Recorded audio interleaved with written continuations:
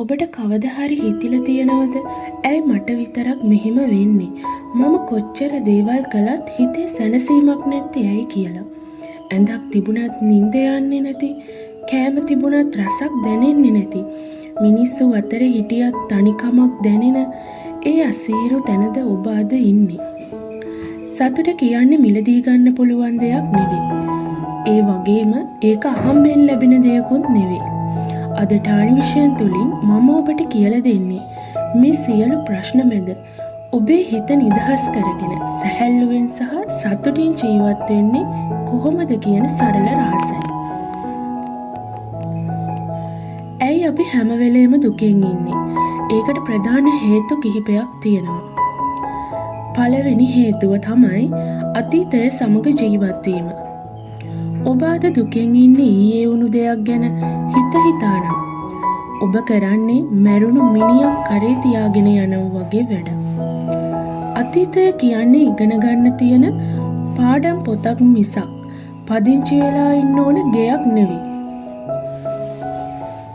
ඔබ ඊයේ වුණ වැරැද්දක්, අහිමි වුණ ආදරයක් හෝ අසාර්ථක වුණ ව්‍යාපාරයක් ගැන අදටත් පසුතැවෙනවා නම් ඔබ කරන්නේ ඔබේ අනාගතය කියන සුන්දර මාලිගාව අතීතය කියන අලු ගොඩක් මත ඉදි කරන්න උත්සාහ කරන එකයි. ඔබ අතීතය ගැන හිතන හැම මොහොතකම ඔබේ මොළය ඒ වේදනාව අලුතින් අත්විඳිනවා. මැරුණු මිනිහක් කරේ තියාගෙන ඉන්න මිනිස්සෙකුට ඒකේ ගඳ විඳින්න වෙනවා වගේම පරණ මතක අල්ලගෙන ඉන්න අයට ඒකේ වේදනාව දිගින් දිගටම විඳින්න වෙනවා. මම ඒ වෙලාවේ මට පුළුවන් උපරිමය කළා. දැන් ඒක ඉවරයි කියලා ඔබම හිතට කියන්න. අතීතය වෙනස් කරන්න බෑ. හැබැයි අනාගතය අද ඔබේ අතේ තියෙනවා. දෙවැනි හේතුව තමයි අනුන් සමග සැසඳීම. Facebook, Instagram එකේ අනුන්ගේ කම්ප්ලීට් ජීවිත දෙස බලලා ඔබේ සැබෑ ජීවිතය පහත් කරලා සලකන්න එපා. අද කාලේ සතුට නැති වෙන්න ප්‍රධානම හේතුව තමයි සෝෂල් මීඩියා කම්පැරිසන් එක. ඔබ දකින්නේ තවත් කෙනෙක්ගේ ජීවිතයේ හොඳම දර්ශන විතරයි. ඔවුන් පෝස්ට් කරන්නේ ඔවුන්ගේ ලස්සනම ඇඳුම, රසම කෑම සහ හොඳම සිනහව විතරයි. ඔවුන් විඳින දුක, ප්‍රශ්න හෝ කඳුළු කිසිම කෙනෙක් සෝෂල් මීඩියා එකේ දාන්නේ නැහැ. ඔබ ඔබේ ජීවිතයේ පිටුපස දර්ශන තව කෙනෙක්ගේ කම්ප්ලීට් දර්ශන සමග සසඳනවා. මේක හරියට කළු සුදු චිත්‍රපටයක් සහ ත්‍රිමාණ සජීවීකරණ චිත්‍රපටයක් සසඳනවා වගේ අසාධාරණ වැඩක්. මතක තබා ගන්න, ඔබේ සටන තියෙන්නේ අනුන් එක්ක නෙවෙයි. ඔබේ ඊයේ සමගයි. අනුන්ගේ ජීවිත දෙස බලා ඊර්ෂ්‍යා කරනවා වෙනුවට ඔබේ ජීවිතය අලුත් කරගන්න උත්සාහ කරන්න. අනවශ්‍ය බලාපොරොත්තු. අපි දුක් වෙන්නේ අපිට නැති දේවල් ගැන හිතලා මිසක් අපිට තියෙන දේවල් ගැන සතුටු වෙලා නෙවෙයි. අපේ සතුට කොන්දේසි සහිත වෙලා. මට මේක ලැබුණොත් මම සතුටු වෙනවා. මට කාර් එකක් තිබුණොත් මම සතුටු වෙනවා කියලා අපි සතුට අනාගතයට කල් දානවා. හැබැයි ඒ ඉලක්කය ලැබුණම අපි ඊළඟ දේ ගැන හිතලා ආයෙත් දුක් වෙනවා. මේක කිසිදා නොනැවතෙන විෂම චක්‍රයක්. ඔබ අද දුක් වෙන්නේ iPhone එකක් නැති නිසා නම්, ලෝකයේ තව කෙනෙක්ගේ දුක් වෙන්නේ Tamanට ඇවිදින්න බැරි නිසා වෙන්න පුළුවන්. ඔබ අද හුස්ම ගන්න එක පවා කෙනෙකුගේ බලාපොරොත්තුවක්. අපිට තියෙන දේවල් ගැන සතුටු වෙන්න පුරුදු නොවුනොත් මුළු ලෝකයම ලැබුණත් අපිට සතුටු වෙන්න බෑ.